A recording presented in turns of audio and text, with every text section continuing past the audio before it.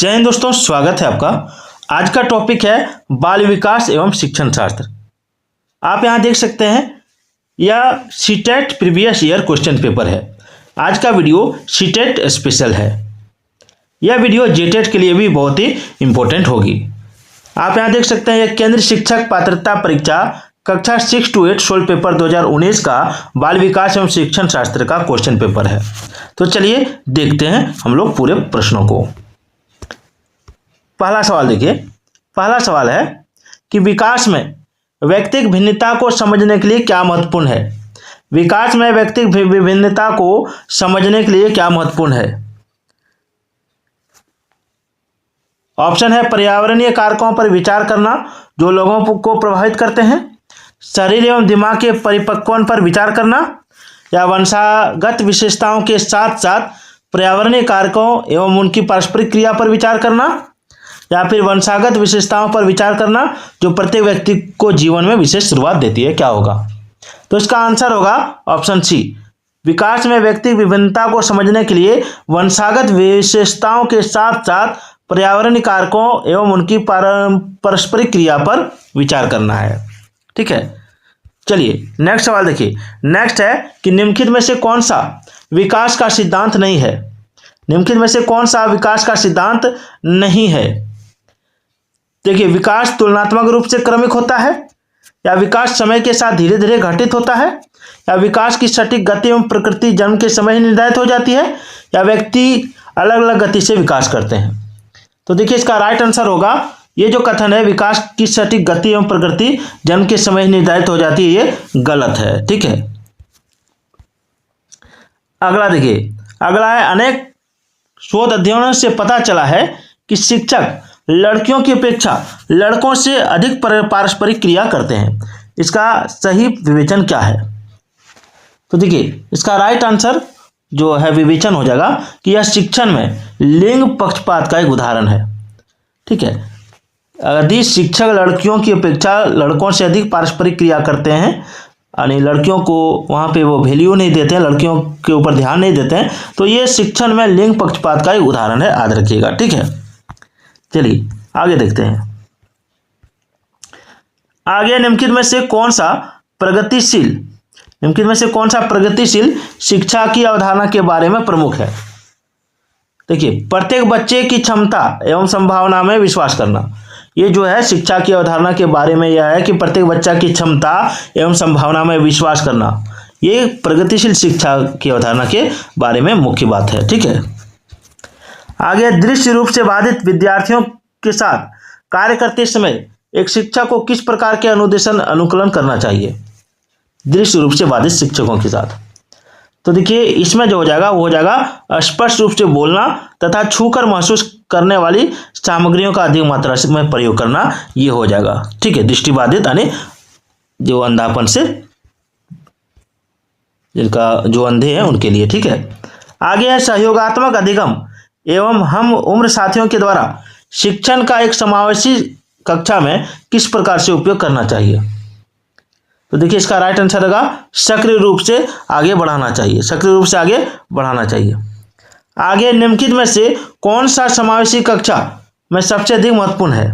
निम्नलिखित में से कौन सा समावेशी कक्षा में सबसे अधिक महत्वपूर्ण है। देखिए समावेशी कक्षा में सबसे अधिक महत्वपूर्ण है विशिष्ट शिक्षा योजना। आगे है अधिगमकर्ताओं एवं उनकी प्राथमिक विशेषताओं के मिलान युग्मों में से निम्नलिखित में से कौन सा सही है। निम्नलिखित में से कौन सा सही है। तो देखिए इसमें जो आंसर होगा वो क्या हो जाएगा। तो देखिए इसमें जो आंसर हो जाएगा वो हो जाएगा आपका ऑप्शन ए, पठन अक्षमता, अधिगमकर्ता, धारा प्रवाह पढ़ने एवं लिखने में कमी है। ठीक है, अगला सवाल देखिए। एक समस्या को मूल एवं अपसारी समाधानों के साथ करने की योग्यता निम्नलिखित में से किसी एक की प्राथमिक विशेषता है। किसकी प्राथमिक विशेषता है। तो ये है आपका सृजनात्मक बच्चों की। चलिए आगे बढ़ते हैं। निम्नलिखित में से कौन सा एक संरचनात्मक परिवेश के साथ अनुकूलन नहीं हो सकता। विद्यार्थी सहयोगात्मक तरीके से कार्य करते हैं तथा आपस में कार्य केंद्रित वार्ता में लगे रहने के लिए सहयोग दिया जाता है, या शिक्षक प्रमुख प्रकरणों के संबंध में विद्यार्थियों के विचारों एवं अनुभवों को प्राप्त करते हैं तथा उनके वर्तमान ज्ञान की पुनर्संरचना या विस्तृत करने के लिए शिक्षण अधिगम की योजना बनाते हैं। अध्यापक विशिष्ट सत्रावसान मूल्यांकन रणनीतियों को लागू करते हैं। यही हो जाएगा कि अध्यापक विशिष्ट सत्रावसान मूल्यांकन रणनीतियों को लागू करते हैं तथा प्रक्रियाओं के बजाय प्रदर्शन पर फीडबैक देते हैं। ये हो जाएगा आपका इसका आंसर कि संरचनात्मक परिवेश के साथ जो अनुकूल नहीं हो सकता वो हो जाएगा आपका ऑप्शन सी। ठीक है, चलिए आगे बढ़ते हैं। आगे है, एक शिक्षक को विद्यार्थियों को डैश निर्धारित करने के लिए प्रोत्साहित करना चाहिए बजाय डैश के। देखिए, शिक्षक को क्या करना चाहिए? शिक्षक को करना चाहिए अधिगम, लक्ष्य और प्रदर्शन पक्ष के बजाय। ठीक है, देखिए यहाँ क्या कह रहा है कि एक शिक्षक को अधिगम लक्ष्य निर्धारित करने के लिए प्रोत्साहित करना चाहिए बजाय प्रदर्शन लक्ष्य के। ठीक है, याद रखिएगा। अगला है, निम्नलिखित में से कौन सा अधिगम के साथ सरलीकरण के रूप में परिणत नहीं होता? निम्नलिखित में से कौन सा अधिगम के साथ सरलीकरण के रूप में परिणत नहीं होता है? तो देखिए इसका राइट आंसर होगा दोहराने एवं स्मरण करने को बढ़ावा देना। ठीक है, इनमें से कौन सा बाह्य अभिप्रेरणा का एक उदाहरण है? इनमें से कौन सा बाह्य अभिप्रेरणा का एक उदाहरण है? तो बाह्य अभिप्रेरणा का उदाहरण है कि मैं अपना गृह कार्य पूरा करती हूँ, क्योंकि शिक्षक प्रत्येक नियत कार्य के लिए हमें अंक देते हैं। ठीक है, एक प्राथमिक कक्षा कक्ष में एक शिक्षक को क्या करना चाहिए? तो देखिए, एक प्राथमिक कक्षा कक्ष में एक शिक्षक को उदाहरण एवं गैर उदाहरण दोनों देने चाहिए। 15 नंबर, निम्नलिखित रणनीतियों में से कौन सी बच्चों में अर्थ निर्माण को बढ़ावा देती है? तो अर्थ निर्माण को बढ़ावा देती है आपका अन्वेषण एवं परिचर्चा।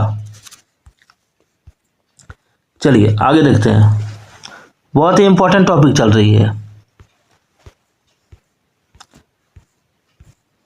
16 नंबर में है कि निम्नलिखित में से कौन प्रभावी अधिगम रणनीतियों के उदाहरण है? कौन प्रभावी अधिगम रणनीतियों के उदाहरण है? तो देखिए, प्रभावी अधिगम रणनीतियों के सारे उदाहरण हैं, याद रखिएगा। इसमें हो जाएगा लक्ष्य एवं समय सारणी निर्धारित करना, संगठनात्मक चार्टों एवं अवधारणात्मक नक्शे बनाना, उदाहरणों एवं गैर उदाहरणों के बारे में सोचना, हम उम्र साथी को समझाना और स्वयं से प्रश्न करना। ये सारे जो है ये आपका प्रभावी अधिगम रणनीतियों के उदाहरण है। चलिए अगला देखिए, अगला है संरचनात्मक ढांचे में बच्चे को किस रूप में देखा जाता है? संरचनात्मक ढांचे में बच्चे को किस रूप में देखा जाता है? तो देखिए, संरचनात्मक ढांचे में बच्चे को एक समस्या के रूप में देखा जाता है। ठीक है, एक समस्या जो समाधान करने वाला तथा वैज्ञानिक अन्वेषण के रूप में देखा जाता है।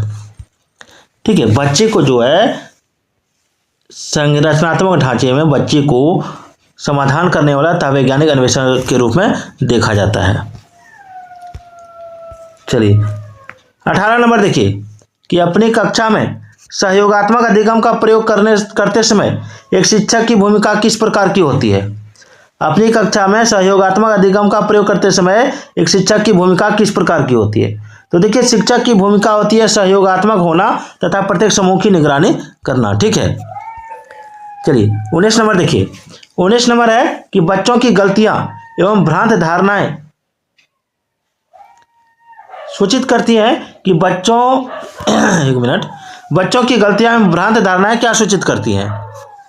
तो देखिए आंसर यहां दिया है, ये सूचित करती है कि शिक्षण अधिगम प्रक्रिया में एक महत्वपूर्ण कदम है। ठीक है, पियाजे के अनुसार विशिष्ट मनोवैज्ञानिक संरचनाएं अनुभव से सही अर्थ निकालने के व्यवस्थित तरीके को क्या कहा जाता है? तो पियाजे के अनुसार विशिष्ट मनोवैज्ञानिक संरचनाओं को कहा जाता है आपका स्कीमा। याद रखिएगा।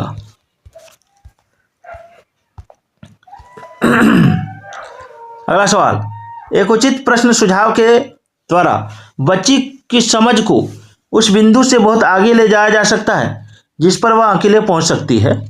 तो निम्नलिखित में से कौन सी संरचना उपयुक्त कथन को प्रकाशित करती है? तो देखिए, इसका राइट आंसर जो हो जाएगा वो हो जाएगा आपका ऑप्शन डी, समीपस्थ और निकटस्थ विकास क्षेत्र का। चलिए 22 नंबर देखिए, लेव बायोगत्सकी के अनुसार आधारभूत मानसिक क्षमताओं को मुख्य रूप से किसके द्वारा उच्चतर संज्ञानात्मक प्रक्रियाओं में बदला जाता है? तो इसका राइट आंसर हो जाएगा आपका ऑप्शन ए, सामाजिक पारस्परिक क्रिया के द्वारा।